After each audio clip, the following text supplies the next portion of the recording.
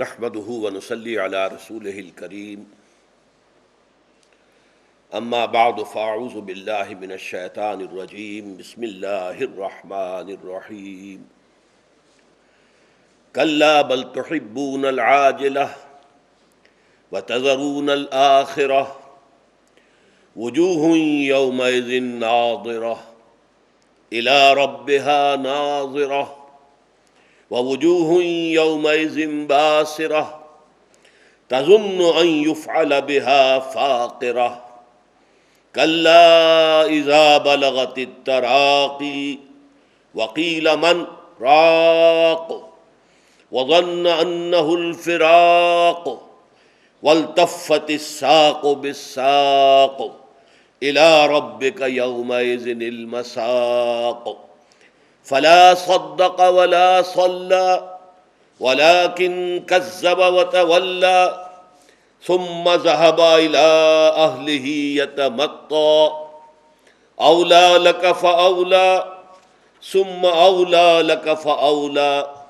أيحسب الإنسان أن يترك سدى ألم يكن نطفة من مني يمنى ثم كان علقة فخلق فسوى فجعل منه الزوجين الذكر والأنثى أليس ذلك بقادر على أن يحيي الموتى بلى إن الله على كل شيء قدير ونحن على ذلك من الشاهدين والشاكرين والحمد لله رب العالمين رب اشرح لي صدري ويسر لي أمري واحلل عقدة من لساني يفقهوا قولي اللهم ربنا ألهمنا رشدنا وأعذنا من شرور أنفسنا اللهم أرنا الحق حقا وارزقنا اتباعه وأرنا الباطل باطلا وارزقنا اجتنابه آمین یا رب العالمین۔ اس سے قبل ان مجالس میں ہم سورہ قیامہ کی پہلی 18 آیات کا مطالعہ کر چکے ہیں، اسی لیے میں نے آج قرأت بھی 19ویں آیت سے شروع کی ہے، اور میں سابقہ مضامین کا کوئی اعادہ کیے بغیر براہ راست آگے بڑھ رہا ہوں۔ اس کے خاتمے کے بعد انشاءاللہ تعالی اس پوری سورہ مبارکہ کے مضامین کا ایک تجزیہ اور اس پر ایک نگاہ بازگشت دوبارہ ڈال لیں گے۔ کلا بل تحبون العاجلہ، کوئی نہیں، یعنی تمہاری باقی ساری گفتگو تو پادر ہوا ہے، بیکار ہے، بے بنیاد ہے۔ تمہارا اصل مرض کیا ہے؟ کلا بل تحبون العاجلہ، تم عاجلہ سے محبت کرتے ہو۔ عاجلہ آخرہ کے مقابلے میں، آخرہ آخرت جسے ہم آخرت کہتے ہیں، عربی میں اس کا تلفظ آخرہ ہوگا۔ اس آخرہ کے مقابلے میں دو الفاظ آتے ہیں، ایک دنیا، دنیا جو ہے ادنا سے بنا ہے، ادنا قریب ترین شے، اس کا مؤنث جو ہے وہ دنیا ہے، کیونکہ دنیا کی زندگی فوری ہے، سامنے ہے، نقد ہے، اس کی مسرت جو ہے وہ بھی محسوس ہو جانے والی، اور اس کی مضرت اور تکلیف اور مصیبت جو ہے وہ بھی سامنے کی شے ہوتی ہے۔ تو آخرہ وہ ہے کہ جو بعد میں آنے والے نتائج ہیں۔ تو انسان ظاہر بات ہے کہ آخرت کو ادھار سمجھتے ہوئے وہ نقد کی طرف جاتا ہے، نو نقد نہ تیرا ادھار، آخرت ہوگی دیکھا جائے گا، ہوگی بھی کہ نہیں، شیطان جو ہے وسوسہ اندازی کرتا ہے، کوئی یقین سے تو نہیں کہا جا سکتا۔ کسی مرنے والے نے واپس آ کر بتایا تو نہیں کہ کوئی اور زندگی بھی ہمیں ملی ہے۔ تو یہ جو شیطانی وسوسے ہیں اس کی بنا پر، اور دوسرے انسان کی کمزوری ہے کہ جو شے سامنے موجود ہے اس سے گہرا تاثر لے گا۔ اسی کو آپ عام آدمی کے بارے میں بھی کہتے ہیں کہ وہ بڑا عاقبت نا اندیش ہے۔ ایک وہ شخص ہے کہ جو بعد کے جو نتائج نکلنے والے ہیں کسی عمل کے، ان پر نگاہ رکھتا ہے، فوری نتائج کو نہیں دیکھتا۔ اور ایک وہ ہے کہ اس کی پرواہ نہیں کرتا، فوری طور پر جو نفع ہو رہا ہے وہ حاصل کر لو، بعد میں جو ہونا ہے دیکھا جائے گا۔ تو یہ حب عاجلہ، تو آخرت کے مقابلے میں پہلا لفظ ہے دنیا، عام طور پر قرآن میں وہی استعمال ہوا، الدنیا، حیات الدنیا۔ وَمَا الْحَيَاةُ الدُّنْيَا إِلَّا مَتَاعُ الْغُرُورِ، اور دنیا کی یہ زندگی نہیں ہے مگر صرف دھوکے کا سامان، یہ تمہیں آخرت سے غافل کر دیتی ہے، اس لیے دھوکے کی ٹٹی ہے۔ لیکن اس کا مقابلے کا دوسرا لفظ ہے عاجلہ، عجلت سے، جو قریب ہے، فوری طور پر ہے، سامنے ہے، جس کے فائدے بھی فوری ہیں، نقد ہیں، اور جس کے نقصانات بھی جو ہے فوری ہیں۔ تم اصل میں عاجلہ کی محبت میں گرفتار ہو گئے ہو، تمہارا اصل سبب یہ ہے۔ کلا بل تحبون العاجلۃ وتذرون الآخرہ، اور آخرت کو تم چھوڑ بیٹھے ہو، اسے ذہنوں سے بھی دور کر دیا ہے، وہ تمہارے اس کے نتائج جو ہے وہ تمہاری نگاہوں کے سامنے رہتے ہی نہیں، اس کے عواقب کا تمہیں کوئی اندیشہ رہتا ہی نہیں۔ یہ ہے اصل مرض، کہنے کو کیسے ہوگا، کیسے ہوگا، کیسے دوبارہ اٹھائے جائیں گے، یہ جو باقی ساری باتیں جو ہیں یہ تمہارے دلائل ہیں، بہانے ہیں، اصل مرض یہ ہے۔ قرآن مجید میں یہ سورہ مبارکہ جو القیامہ، اسی کا جوڑا ہے اگلی سورت، سورۃ الدہر، اس میں بھی یہ الفاظ آئے ان ہؤلاء یحبون العاجلۃ ویذرون وراءہم یوما ثقیلا۔ اے نبی، یہ جو آپ کے مخالف ہیں، جو آپ کی دعوت کا انکار کر رہے ہیں، رد کر رہے ہیں، آپ سے جھگڑ رہے ہیں، ان کا اصل مرض کیا ہے؟ یہ لوگ جو ہیں جو عاجلہ سے محبت کر رہے ہیں، اور ان سے پیچھے جو آنے والا ایک دن ہے جو بڑا بھاری دن ہے، بھاری دن ہے، یوم القیامہ، اس کو انہوں نے سرے سے نظر انداز کر دیا۔ یذرون الآخرہ، کلا بل تحبون العاجلۃ وتذرون الآخرہ، تمہارا اصل مرض یہ ہے۔ اس میں یہ بھی سمجھ لیجئے کہ حب عاجلہ تو خیر بہت آگے کی شے ہے، لیکن عجلت پسندی جو ہے یہ ایسی شے ہے کہ جس سے کوئی انسان بھی محفوظ اور مامون نہیں ہے قطعی طور پر۔ یہ عجلت پسندی کے بارے میں فرمایا گیا ہے قرآن مجید میں، خلق الانسان من عجل، یہ سورہ انبیاء کی آیت نمبر 37 ہے۔ انسان کی تخلیق میں، خلقت میں عجلت پسندی شامل ہے، انسان عجلت پسندی ہی سے پیدا کیا گیا۔ خلق الانسان من عجل، سورہ بنی اسرائیل میں فرمایا کان الانسان عجولا، انسان جو ہے وہ جلد باز واقع ہوا ہے۔ پھر فرمایا گیا سورہ طٰہٰ میں، جب حضرت موسیٰ علیہ السلام اپنی قوم کو چھوڑ کر اور اللہ تعالیٰ سے کتاب تورات حاصل کرنے کے لیے کوہ طور پر وقت معینہ سے پہلے پہنچ گئے، تو انہیں تو خیال تھا کہ میرا شوق، میرا ذوق اللہ سے ملاقات کا، اللہ سے گفتگو کا، اس پر شاباش ملے گی۔ وہاں ایکسپلینیشن کال ہو گئی، وَمَا أَعْجَلَكَ عَنْ قَوْمِكَ يَا موسیٰ، اے موسیٰ وہ کون سی بات ہے جو تمہیں جلدی لے آئی ہے یہاں پر، اپنی قوم کو پیچھے چھوڑ کر تم آ گئے ہو وقت معین سے پہلے۔ قَالَ عَجِلْتُ إِلَيْكَ رَبِّ لِتَرْضَىٰ، حضرت موسیٰ نے عرض کیا کہ پروردگار میں تو جلدی کر کے آیا تیرے پاس تاکہ تو راضی ہو جائے، تو میرا شوق دیکھ، میرا اشتیاق دیکھ، اس لیے میں جلدی آ گیا۔ لیکن وہاں سے حکم کیا ملا؟ فَإِنَّا فَتَنَّا قَوْمَكَ مِن بَعْدِكَ وَأَضَلَّهُمُ السَّامِرِينَ، تو دیکھو تمہاری اس جلد بازی کا ایک نتیجہ نکل چکا ہے، ہم نے تمہاری قوم کو تمہارے بعد ایک فتنے میں مبتلا کر دیا ہے، اور سامری نے انہیں گمراہ کر دیا ہے۔ سامری نے جو بچھڑا بنایا تھا اور اس کی پرستش کے اوپر بہت سے لوگ بنی اسرائیل میں سے آمادہ ہو گئے تھے۔ تو یہ جو عجلت پسندی ہے، یہ یوں سمجھیے کہ انسان کی سرشت میں داخل ہے۔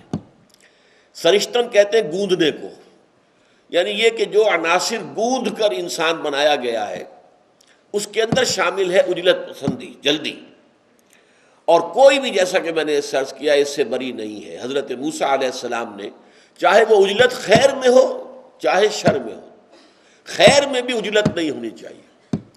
وہ جو ہم کہتے ہیں کہ سہج پکے سو میٹھا ہو، ایک چیز تدریجاً، رفتہ رفتہ، اپنا ایک وقت مناسب لے کر جو چیز تیار ہوتی ہے وہ پختہ ہوتی ہے، وہ بہتر ہوتی ہے۔ اسی طریقے سے قرآن مجید میں نبی اکرم صلی اللہ علیہ وسلم کو بھی مخاطب کر کے عجلت پسندی سے کئی معاملات میں روکا گیا ہے۔ ابھی تو ہم پڑھ چکے ہیں وہ آیات، وَلَا تُحَرِّكْ بِهِ لِسَانَكَ لِتَعْجَلَ بِهِ، یہ عجلت کا لفظ تھا جو ہم نے پڑھا۔ آپ اپنی زبان کو تیزی سے حرکت نہ دیں کہ جلدی سے اس قرآن کو حاصل کر لیں، اس کا ایک معین ہے، شیڈیول ہے، اس کے مطابق وقفے وقفے سے ہم نازل کریں گے۔ اسی طرح سورہ طٰہٰ میں بھی فرمایا، جہاں حضرت موسیٰ علیہ السلام کا وہ معاملہ آیا ہے، وَمَا أَعْجَلَكَ عَنْ قَوْمِكَ يَا موسیٰ، اسی صورت میں حضور سے فرمایا لا تعجل بالقرآن من قبل ان يقضى إليك وحيه وقل رب زدني علما، اے نبی قرآن مجید کے لیے بھی جلدی نہ کیجیے اس سے قبل کہ اس کی وحی کا جو وقت ہے وہ پورا ہو۔ اسی طرح فرمایا ہے سورہ مریم میں ولا تعجل علیہم۔ ایک اور بات جو نبی اکرم صلی اللہ علیہ وسلم کے اور عام مسلمانوں کے ذہنوں میں آتی تھی وہ یہ تھی کہ ان کفار کی رسی کب تک دراز کی جائے گی، کب تک انہیں مہلت دی جائے گی۔ ان کے مظالم کی انتہا ہو چکی ہے، جس طریقے سے مسلمانوں کو ٹارچر کر رہے ہیں، آخر کب تک انہیں ملے گی مہلت؟ فرمایا لا تعجل علیہم، جلدی نہ کیجئے ان کے بارے میں، یعنی ان پر کوئی عذاب الہی جلدی آ جائے، نہیں۔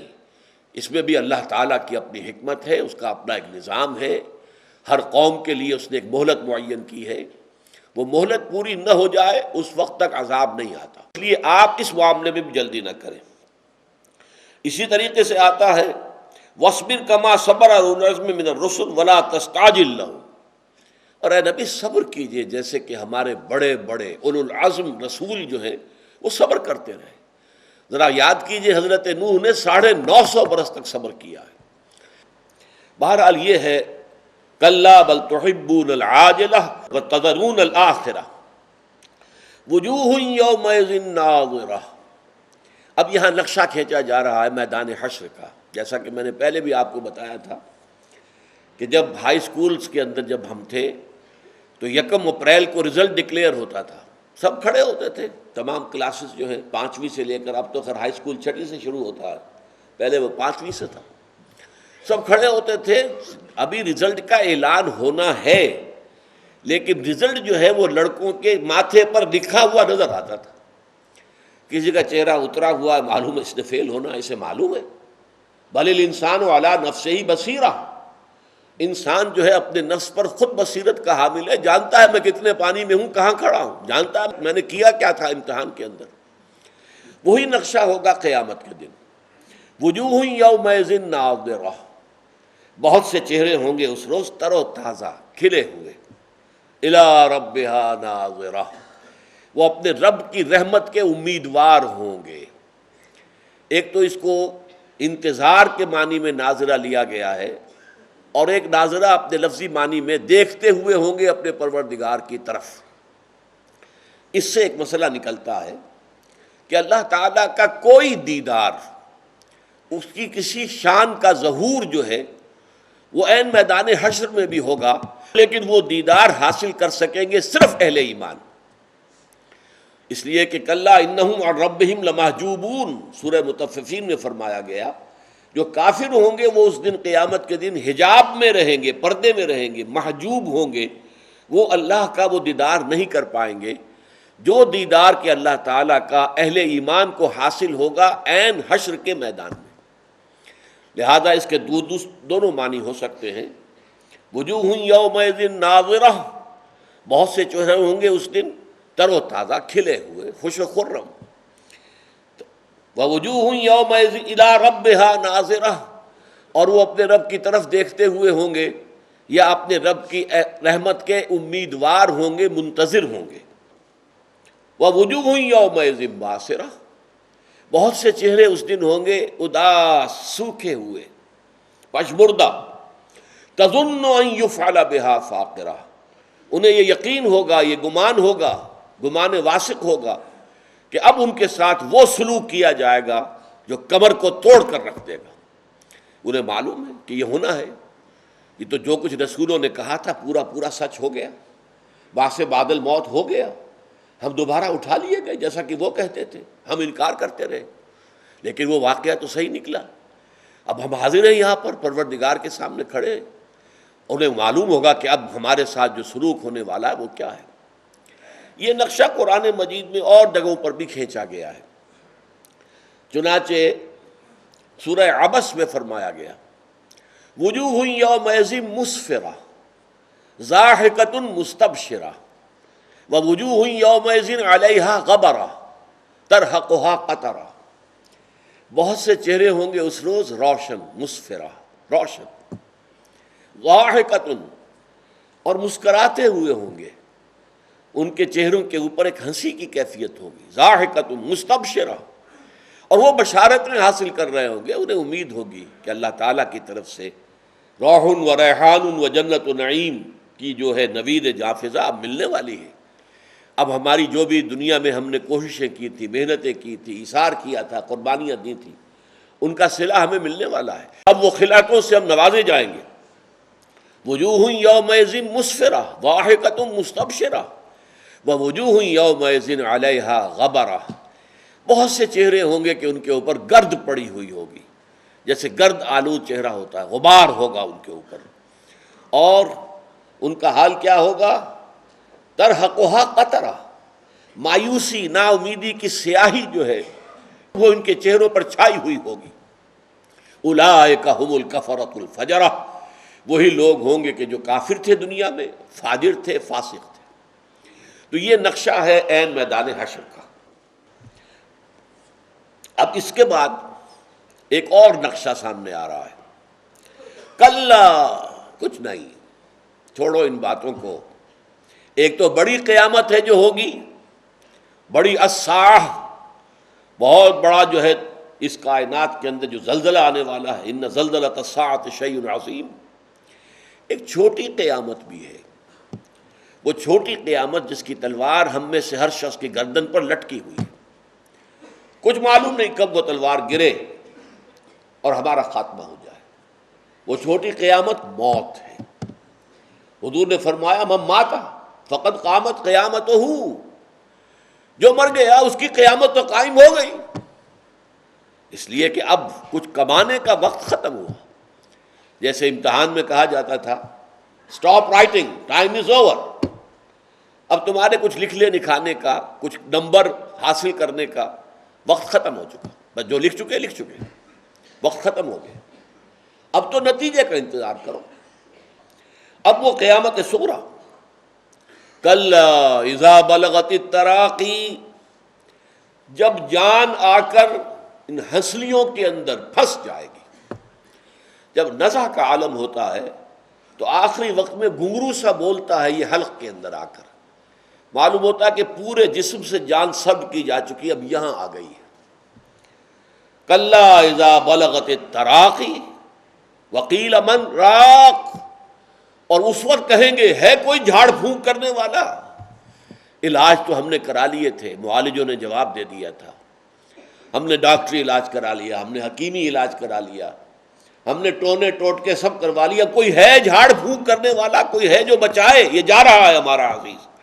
وقیل من راق وظن انہ الفراق، اور جس شخص پر وہ کیفیت بیت رہی ہے اسے اب یقین ہو گیا ہے کہ اب فراق ہے، جدائی ہے، اب بیوی سے جدائی ہے یا شوہر سے جدائی ہے، اب اولاد سے جدائی ہے، رشتہ داروں سے جدائی ہے، وہ گھر جو بنایا تھا بڑے شوق سے اب اس سے نکلنا ہے، وہ ساز و سامان جو اکٹھا کیا تھا بڑے شوق کے ساتھ اب اس سب کو چھوڑ کر جانا۔ وَظَنَّ أَنَّهُ الْفِرَاقُ وَالْتَفَّتِ السَّاقُ بِالسَّاقِ، اور پنڈلی پنڈلی سے لپٹ جائے گی۔ یہ نزع کے عالم کے اندر جو ہے وہ ٹانگیں جو ہے ایک دوسرے کے ساتھ لپٹتی ہیں۔ إِلَىٰ رَبِّكَ يَوْمَئِذٍ الْمَسَاقُ، آج تو اس دن تو لازماً دھکیلے جاؤ گے، اپنے رب کے حضور تک پہنچا دیے جاؤ گے۔ ساق یسوق دھکیلنے کے معنی میں آتا ہے، اسے سواق بنا ہے، ڈرائیور۔ وسیق الذین کفروا الی جہنم زمرا، ہانک کر لے جائے جائیں گے یہ کافر جہنم کی طرف، گروہ در گروہ۔ مساق، ہانکے جانے کی جگہ کہاں ہے؟ الی ربک یومئذ المساق، اب کوئی جائے پناہ نہیں، کوئی جائے فرار نہیں، اب تو لازماً تمہیں اپنے رب کے حضور ہی میں حاضر ہونا ہے، اور تمہیں دھکیل دھکیل کر فرشتے وہاں لے جائیں گے۔ فلا صدق ولا صلی، اب یہ نقشہ کھینچا جا رہا ہے متکبرین، معاندین، جو مغرور تھے، اپنی سرداری کے نشے میں تھے، اپنے سرمایہ داری کے نشے میں تھے، مشرکین مکہ، ان کے سردار، ان کے چودھری، انہوں نے یہ سب کچھ سنا، فلا صدق ولا صلی، نہ تصدیق کی نہ نماز پڑھی۔ تصدیق کرتے تو اللہ اپنے رب کو پہچانتے، پھر نماز ادا کرتے، انہوں نے تصدیق ہی نہیں کی، توجہ ہی نہیں دی۔ ثم ذهب الى اهله يتمتع، پھر چل دیا سن کر سب کچھ اپنے گھر والوں کی طرف، اپنے اہل و عیال کی طرف اکڑتا ہوا۔ یہ ان کے تکبر کا نقشہ اس سورہ مبارکہ میں پھر ہم جائزہ لیں گے۔ یہ نقشے جو ہیں جس کو تصویر لفظی کہیں، ایک تصویر وہ ہے کہ جو آپ نے کیمرے سے لے لی ہے اور وہ سارے عکس آ گئے جو کہ تو، ایک الفاظ میں کسی منظر کو کھینچ دینا، اس کا نقشہ الفاظ کے اندر۔ تو یہ کئی تصاویر لفظی جو ہیں اس سورہ مبارکہ میں موجود ہیں۔ فلا صدق ولا صلی ولکن کذب وتولی، بلکہ اس نے جھٹلایا، بجائے تصدیق کرنے کے جھٹلایا اور پیٹھ موڑ لی، چل دیا۔ ثم ذهب الى اهله يتمتع، پھر وہ اپنے اہل و عیال کی طرف، گھر والوں کی طرف چلا، اینڈتا ہوا، اکڑتا ہوا۔ اولا لک فاولا ثم اولا لک فاولا، اس کے بارے میں ذرا بحث ہے۔ یہ لفظ جو ہے یہ کہاں سے بنا ہے؟ ایک رائے یہ کہ ویل سے بنا ہے، لیکن مقلب ہو گیا، الٹا کیا گیا۔ ویل، اولا یعنی بڑی ہلاکت ہوگی، ویل للمطففین۔ تو یہ ویل کا لفظ قرآن مجید میں بہت آتا ہے، ویل یومئذ للمکذبین، کتنی مرتبہ آیا ہے سورہ مرسلات کے اندر۔ تو تباہی ہے تیرے لیے، اور پھر تباہی ہے، اور پھر تباہی ہے، اور پھر تباہی ہے، تباہی پر تباہی ہے، بربادی پر بربادی ہے، تیرے لیے مصیبت پر مصیبت ہے۔ اَیَحْسَبُ الْإِنسَانُ أَن يُتْرَكَ سُدًى، کیا انسان یہ سمجھتا ہے کہ اسے یوں ہی چھوڑ دیا جائے گا، بغیر کسی باس پرس کے، بغیر کسی حساب کتاب کے، بغیر کسی جزا و سزا کے؟ کیا انسان کا یہ گمان ہے؟ جو چاہے کر لے، جس پر چاہے ظلم کر لے، جس کا چاہے خون پی جائے، جس کا چاہے مال ہڑپ کر جائے، جس کی چاہے جان لے لے، کوئی پکڑ نہیں ہوگی، کوئی کہیں جواب دہی نہیں ہوگی۔ اَیَحْسَبُ الْإِنسَانُ أَن يُتْرَكَ سُدًى، اس کے بعد اب پھر نقشہ کھینچا جا رہا ہے۔ ذرا اپنی پیدائش پر غور کرے۔ الم یک نطفۃ من منی یمنی، کیا یہ انسان اکڑنے والا، اینڈنے والا، تکبر کرنے والا، غرور کرنے والا، کیا اس کی اصل جو ہے وہ گندے پانی کی ایک بوند نہیں ہے جو ٹپکا دی گئی تھی؟ الم یک نطفۃ من منی یمنی، منی کی ایک بوند جو ٹپکا دی گئی۔ ثم کان علقۃ فخلق فسوی، پھر وہ ایک علقہ بن گئی، ایک چیز کے جو معلق ہو جاتی ہے، لیچ جسے ہم کہتے ہیں، اسی طرح رحم مادر کے ساتھ چمٹ کر اور وہ لٹکنے لگتی ہے، علقہ۔ فخلق فسوی، پھر اس کو اللہ نے تخلیق فرمایا، مختلف مراحل میں سے گزارا، نطفے سے علقہ، علقہ سے مضغہ، اور اس کے بعد اس میں ہڈیوں کا پیدا ہونا، اور پھر اس کے اوپر گوشت کا چڑھنا، یہ سارا کام ہم نے کیا۔ تو وہ انسان یہ سمجھتا بیکار کیا، بے مقصد کیا، اس کا کوئی نتیجہ نکلنے والا نہیں ہے۔ اللہ تعالیٰ کا کوئی عمل جو ہے بے نتیجہ نہیں ہے، بغیر غرض و غایت کے نہیں ہے، بغیر حکمت کے نہیں ہے۔ الم یک نطفۃ من منی یمنی ثم کان علقۃ فخلق فسوی فجعل منہ الزوجین الذکر والانثی، پھر غور کرو ہماری خلاقی پر، ہم نے اسی گندے پانی کی بوند سے، اور یہ تو بوند کہا جا رہا ہے، آج ہم جانتے ہیں مائکروسکوپک شے، سپرمیٹوزوان جو ہے مرد کا وہ بھی، اور اووم جو ماں کی طرف سے آتا ہے، مائکروسکوپک چیزیں ہیں، ایک ایک سیل دیکھی نہیں جا سکتی، اور اس سے کیا کچھ بنا دیا اللہ نے۔ سقراط بھی وہیں سے بنا، اور بقراط بھی وہیں سے بنا، اور افلاطون بھی وہیں سے بنا، اور ارسطو بھی وہیں سے بنا، اور انبیاء بھی اسی سے وجود میں آئے، اور سب کے سب جو ہے اولیاء اللہ بھی وہیں سے بنے۔ کہاں سے بنے؟ سب وہیں سے بنے۔ پھر یہ دیکھو کہ اسی میں سے کسی کو مرد بنا دیا، کسی کو عورت بنا دیا۔ ان کے جسمانی نظام، ان کا جو سائیکولوجیکل سٹرکچر ہے، ہر چیز کو تم دیکھو گے کہ مختلف، لیکن اسی ایک نطفے میں سے بنا آ رہا، چلا آ رہا ہے۔ فجعل منہ الزوجین، جوڑے بنا دیے، الذکر والانثی، جن میں کہ مذکر بھی ہے، مؤنث بھی ہے، مرد بھی ہیں، عورت بھی ہے، بیٹے بھی ہیں، بیٹیاں بھی ہیں۔ یہ معاملہ جو ہے میں نے کئی دفعہ آپ کو بتایا ہے، یہ جو امبریولوجی سے متعلق حقائق قرآن مجید میں بیان ہوئے ہیں، علم جنین جو ہے امبریولوجی، کہ رحم مادر میں وہ منی کی بوند اور پھر ماں کی طرف سے آنے والا ایک سیل، یہ تو دنیا کو معلوم ہی نہیں تھا کہ ماں کی طرف سے بھی کوئی حصہ آتا ہے۔ یہ تو اگلی سورت جو ہے سورہ دہر کے اندر آپ کو ملے گا، انا خلقنا الانسان من نطفۃ امشاج، ہم نے انسان کو پیدا کیا ملے جلے نطفے سے، یعنی یہ کہ اس میں دو حصے آ کر ملتے ہیں، ایک باپ کی طرف سے سپرمیٹازوئن آتا ہے اور ایک ماں کی طرف سے اووم آتا ہے، ملتے ہیں وہ، پھر یہاں سے زائگوٹ بنا اور پھر انسان کی تخلیق شروع ہوئی۔ تو نطفۃ امشاج نبتلیہ فجعلناہ سمیعا بصیرا، اور یہ اس صورت اور اگلی صورت کے درمیان جیسا کہ میں نے عرض کیا تھا کہ یہ آپس میں بہنے ہیں، یہ جوڑا ہے ایک دوسرے کا، جیسے اس میں فرمایا گیا ان ہؤلاء یحبون العاجلۃ وَيَذَرُونَ وَرَاءَهُمْ يَوْمًا ثَقِيلًا، یہ سورہ دہر میں، اور سورہ قیامہ میں ہم پڑھ چکے ہیں کَلَّا بَلْ تُحِبُّونَ الْعَاجِلَةَ وَتَذَرُونَ الْآخِرَةَ۔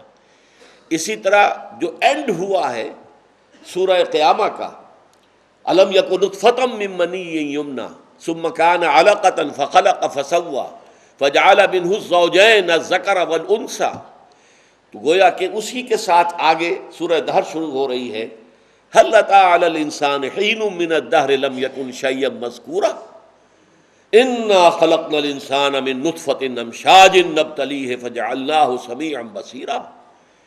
کیا انسان پہ ایسا بھی کوئی وقت آیا تھا کہ نہیں کہ وہ کوئی قابل ذکر شے نہیں تھا؟ اب منی کا لفظ جو ہے جو استعمال کیا سورہ قیامہ میں، اس کو ریپیٹ نہیں کیا، کوئی شخص بھی یہ لفظ اپنی زبان پر لانا پسند نہیں کرتا، تو فرمایا شیئا مذکور نہیں تھا، هل أتى على الإنسان حين من الدهر لم يكن شيئا مذکورا۔ ایک وقت وہ تھا اس کی تخلیق کے دوران جبکہ وہ ایک ایسی شے کی کیفیت میں تھا کہ جس کا تذکرہ بھی پسند نہیں کیا جاتا، قابل ذکر شے نہیں تھی۔ انا خلقنا الانسان من نطفة امشاج نبتلیہ فجعلناہ سمیعا بصیرا، ہم نے اسے مخلوط نطفے سے بنایا ہے، ملے جلے نطفے سے بنایا ہے، مرد اور عورت کی طرف سے، دونوں طرف سے آنے والے شے سے بنایا۔ تو میں یہ عرض کر رہا تھا کہ یہاں تو خیر بہت ہی اجمالاً ذکر ہے، سورہ حج میں اور سورہ مومنون میں بڑی تفصیل سے جو مراحل ہیں، جو اندر جنین جو ہے امبریو جو پرورش پا رہا ہے رحم مادر میں، اس کے مراحل کا جو تذکرہ کیا گیا ہے، اس نے آنکھیں کھول دی ہیں، چکا چوند کر دیا۔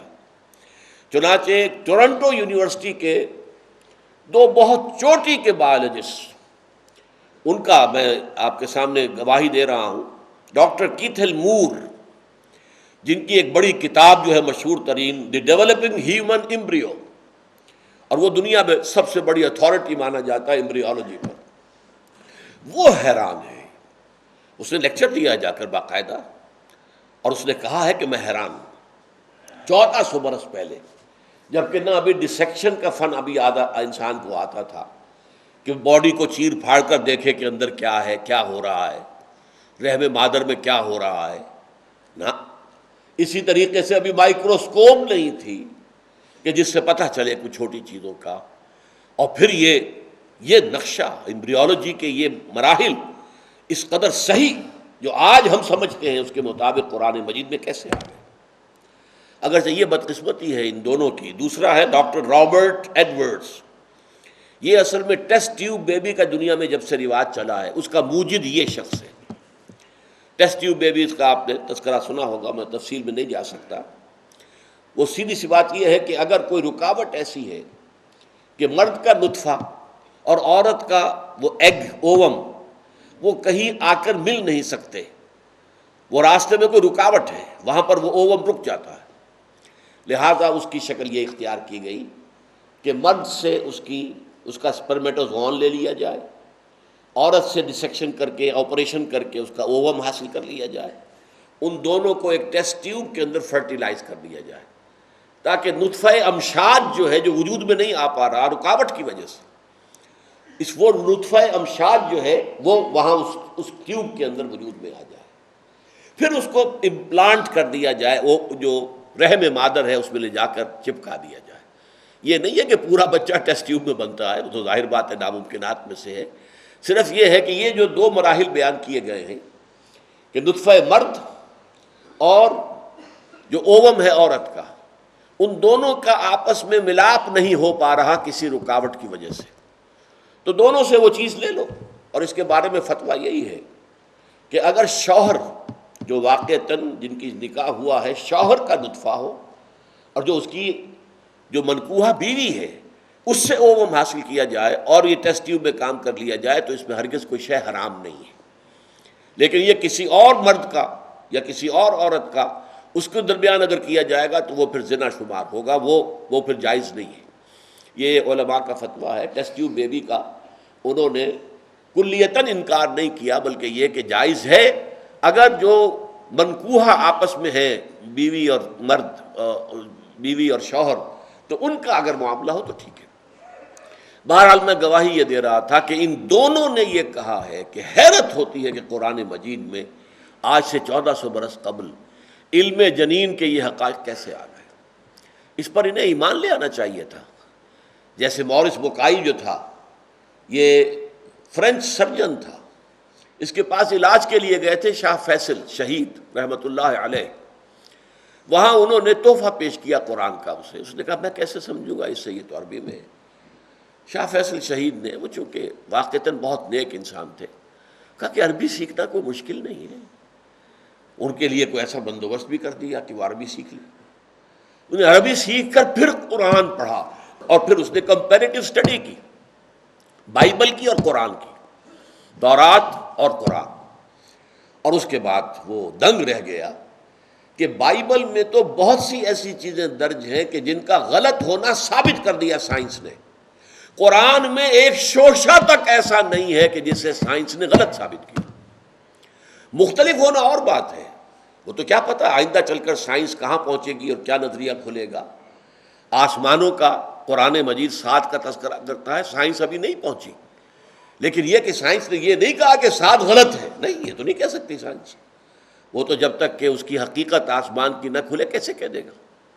بہرحال اس نے کہا کہ ایک شوشہ بھی ایسا نہیں ہے جسے سائنسی اکتشافات نے غلط ثابت کر دیا۔ لہذا اس نے کتاب لکھی، دی قرآن، دی بائبل اینڈ سائنس، اور اعتراف کیا اور پھر ایمان لے آیا۔ اللہ کا فضل ہوا اس پر، وہ ایمان لے آیا، مسلمان ہے۔ تو کاش کہ یہ دونوں بھی، جبکہ ان کے اوپر اتنی بڑی حقیقت واضح ہو گئی تھی، کاش کہ یہ ایمان لے آتے۔ انہوں نے علقہ کی حقیقت واضح کی ہے جو اس سے پہلے ہم پر واضح نہیں تھی۔ عام طور پر علقہ کا ترجمہ کر دیتے تھے جمے ہوئے خون کی پھٹک، حالانکہ علق کے مادے سے اس کا کوئی تعلق نہیں بنتا، دم سے کوئی اس کا تعلق لفظی بنتا ہی نہیں۔ اس نے کہا وہ علقہ اس لیے کہا جاتا ہے کہ لیچ کے مانند وہ رحم مادر کی دیوار کے ساتھ لٹک جاتا ہے، چپک کر، جیسے کہ وہ لیچ جو ہوتی ہے، کیا اسے ہم اردو میں کہتے ہیں، جونک جو ہے وہ اپنا منہ جو ہے وہ آپ کے کھال کے اندر گاڑ لے گی، وہاں سے خون چوسنا شروع کر دے گی، باقی جسم اس کا باہر لٹک رہا ہوگا، وہ اس کے اندر خون جو ہے وہ آپ کے جسم سے چوس کر وہ اپنے اس ٹینک کو بھرتی رہے گی۔ اسی طریقے سے یہ علقہ ہے۔ اور مضغہ کے بارے میں اس نے کہا، اور بہت عمدہ بات کہی، گوشت کا ایک ٹکڑا لے کر اپنے دانتوں کے درمیان اس کو چبایا اور کہا یہ مضغہ ہے۔ دانتوں کے نشان پڑ جاتے ہیں اس گوشت کے اوپر، گوشت کے، تو مضغہ ہم لوتھڑا اس کا ترجمہ کرتے تھے، لیکن اس نے مضغہ یمضغو، یہ عربی کے اندر چبانے کے لیے آتا ہے، تو گوشت کا چبایا ہوا ٹکڑا۔ تو بعض چیزیں جو ہے وہ ان کی اس طرح کی نشاندہی سے ہم پر مزید واضح ہو گئی ہیں، لیکن یہ ہے کہ واقعتاً جو علم جنین ہے، ایمبریولوجی، اس کے اعتبار سے قرآن مجید میں بہت آیات ہیں اللہ تعالیٰ کی، نشانیاں ہیں اللہ کی خلاقی کی۔ آخر میں جو فرمایا الم یکن نطفۃ من منی یمنی، کیا نہیں تھا یہ انسان منی کی ایک بوند جو ٹپکائی گئی، ثم کان علقہ، پھر وہ ایک جونک کے مانند لٹکی ہوئی شے تھی، فخلق، تو اللہ نے اس کو پیدا کیا، تخلیق کیا، مختلف مراحل سے گزارا، فسوا، نوک پلک سنوار دی، اسی میں سے انسان کی آنکھیں، اسی میں ناک، اسی میں سے کان نکل آئے، کیسی کیسی چیزیں، کیسی کیسی صلاحیتیں اس میں ودیت کر دی گئیں۔ فجعل منہ الزوجین الذکر والانثی، اور پھر اس میں سے جوڑے بنا دیے، کوئی مذکر کوئی مؤنث، کوئی لڑکا کوئی لڑکی۔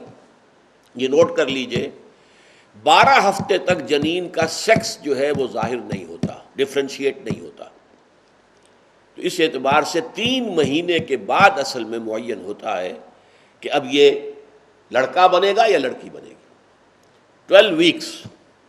اب اس کے بعد فرمایا الیس ذالک بقادر علی ان یحیی الموتى، کیا وہ ہستی اس پر قادر نہ ہوگی کہ مردہ کو زندہ کر دے؟ یہ دلیل ہے اللہ تعالیٰ کی، جو دلیل ہے وہ یہ ہے در حقیقت کہ جب یہ سب کچھ اللہ نے بنایا، آسمان بنایا، زمین بنائی، چلو وہ تو تمہارے علم میں نہیں کیسے بنایا، تم جیسے بنے ہو تمہیں معلوم ہے نا، تم گندے پانی کی ایک بوند تھے، اس سے بنے ہو جو کچھ بنے ہو، تو اس کی خلاقی کا تصور کرو، اس کی قدرت کا اندازہ کرو۔ تم اس ہستی کے بارے میں یہ گمان کر رہے ہو کہ وہ مردہ کو زندہ نہیں کر سکے گا؟ کہیں قرآن یہ کہتا ہے دیکھو بھائی، کسی کام کو پہلی مرتبہ کرنا زیادہ مشکل ہوتا ہے یا دوسری مرتبہ کرنا؟ اب صاف عقل فیصلہ کرے گی پہلی مرتبہ کرنا مشکل ہوگا، ایک دفعہ آدمی کر لے تو پھر تو اس کے لیے آسانی ہو گئی۔ تو ہمارے لیے پہلی مرتبہ تمہیں پیدا کرنا مشکل تھا یا یہ دوبارہ پیدا کرنا مشکل ہوگا؟ تو جو بھی ایک سلیم الفطرت انسان جو ہے، وہ سلیم العقل انسان جو ماننے کے لیے تیار ہو بات کو کہ ہاں دلیل ہے، دلیل سے وہ بات کو مان لے، وہ باتیں قرآن مجید نے اسی انداز میں کی ہے۔ اب یہ کہ ہم اس سورہ مبارکہ کا ذرا جائزہ دوبارہ لیں گے۔ اس سورہ مبارکہ میں جیسا کہ آپ کو معلوم ہے، اول تا آخر بعث بعد الموت، موت کی اولین منزل، پھر میدان حشر، اس کا ذکر ہے۔ اس میں مستثنا ہے 4 آیات۔ لا تحرک بہ لسانک لتعجل بہ ان علینا جمعہ وقرآنہ فاذا قرأناہ فاتبع قرآنہ ثم ان علینا بیانہ۔ اگرچہ ایک ربط ہے کہ ان کا، منکرین آخرت کا، منکرین رسول کا، منکرین خدا کا اصل سبب کیا ہے؟ کلا بل تحبون العاجلہ، تم عاجلہ کو پسند کرتے ہو۔ اسی طریقے سے ایک عجلت پسندی حضور کی طرف سے ہو رہی تھی، جس پر کہ وہاں اللہ تعالیٰ نے آپ کو روک دیا، لا تحرک بہ لسانک لتعجل بہ، یہ عجلت پسندی تھی، اس سے حضور کو منع کر دیا گیا۔ یہی عجلت پسندی انتہا کو پہنچ جائے گی کہ جو کوئی سوال پیدا نہیں ہوتا کہ انبیاء اور رسل میں ہو سکے، تو وہ حب عاجلہ بن جائے گی۔ لیکن یہ جو انسان کی سرشت میں ہے اجرت پسندی، اس کا جو ایک معاملہ تھا حضور کے ساتھ جو ہو رہا تھا قرآن کے ضمن میں، اس پر اللہ تعالیٰ نے ٹوک دیا۔ لیکن ایک بات نوٹ کر لیجئے کہ یہ در حقیقت اس موضوع پر قرآن کا ضربۂ سنام ہے۔ یہ 4 آیات جو ہے اہم ترین ہے اس اعتبار سے، قرآن مجید کا نزول کیسے ہوا، قرآن مجید جمع کیسے ہوا، قرآن مجید کی تدوین کیسے ہوئی، یہ جمع بھی اللہ نے کیا ہے، اس کی تدوین اور ترتیب بھی اللہ نے معین کی ہے۔ اس قرآن کا اس اعتبار سے اس شکل میں ہونا جس شکل میں ہمارے سامنے ہے، یہ خالص اللہ کا فعل ہے جو اللہ تعالیٰ کے حکم سے محمد الرسول اللہ صلی اللہ علیہ وسلم نے کیا ہے۔ اور یہ قرآن کے بارے میں ہمارے بنیادی عقیدے میں چیز شامل ہے۔ 3 باتیں۔ قرآن اللہ کا کلام ہے، نمبر 1، جو نازل ہوا محمد الرسول اللہ پر بذریعہ جبریل علیہ السلام، اور یہ محفوظ ہے من و عن، یوں کا توں، اس کی حفاظت میں کوئی شک نہیں، کوئی شبہ نہیں۔ اب آئیے ذرا نگاہ بازگشت جو ہے اس مضامین پر۔ اس سورہ مبارکہ کا عمود بعث بعد الموت کا اثبات اور اس پر اعتراضات کا رد۔ لیکن بعث کے لیے استدلال کیا آیا ہے؟ دوبارہ اٹھائے جانے کے لیے، اخروی زندگی کے لیے، بعث بعد الموت کے لیے استدلال مثبت بھی ہے، منفی بھی ہے۔ مثبت کیا ہے؟ اذعانی اور خطابی انداز میں لا اقسم بیوم القیامہ، نہیں، تمہارے سارے خیالات اور اعتراضات بے بنیاد ہیں، میں قسم کھاتا ہوں قیامت کے دن کی۔ اگرچہ اس میں منطقی دلیل کوئی نہیں ہے، لیکن قسم کھانے والے کی شخصیت، اس کا پورا وزن جو ہے اس میں موجود ہے۔ دوسرا دلیل منطقی دی گئی ہے، دلیل منطقی نفس لوامہ، تمہارے اندر کوئی شے ہے جو تمہیں تمہارے برے کام پر جو ہے روکتی ہے، ٹوکتی ہے، ملامت کرتی ہے۔ اور اسی طریقے سے اَيَحْسَبُ الْإِنسَانُ أَن لَّن نَّجْمَعَ عِظَامَهُ، منطقی طور پر کیا انسان یہ سمجھتا ہے کہ ہم اس کی ہڈیاں جو ہیں وہ جمع نہ کر سکیں گے؟ بلا قادرین علی ان نسوی بنانا، کیوں نہیں، ہم اس پر قادر ہیں کہ اس کی ایک ایک پور کو درست کر دیں۔ اب یہ بھی جو ہے یہ اذعانی دلیل ہے، لیکن جو اس کے لیے منطقی دلیل دی گئی وہ آخر میں آئی، الم یک نطفۃ من منی یمنی ثم کان علقۃ فخلق فسوی فجعل منہ الزوجین الذکر والانثی الیس ذلک بقادر علی ان یحیی الموتى۔ غور کرو اپنی تخلیق پر، تم گندے پانی کی ایک بوند تھے نا، پھر اس نے تمہیں بنایا، کیا کچھ بنایا، اسی میں سے مرد بنا دیا، اسی میں سے عورت بنا دی، کیا وہ ہستی اس پر قادر نہ ہوگی کہ مردہ کو زندہ کر سکے؟ ذرا سی بھی سلامتی طبع ہو اور سلامتی فطرت ہو، اس کا جواب فوراً آئے گا، بلا پروردگار یقینا، جب تو ہر شے پر قادر ہے، تو گندے پانی کی ایک بوند سے انسان بنا کر کھڑا کر دیتا ہے، تو نے اس کائنات کو پیدا کیا، آسمانوں اور زمین کو پیدا کیا ہے، تو تیرے لیے قطعاً مشکل نہیں ہے کہ تو مردوں کو زندہ کر سکے۔ دوسری بات یہ کہ انکار جو کرتا ہے بعث بعد الموت کا، اس کا سبب کیا ہے؟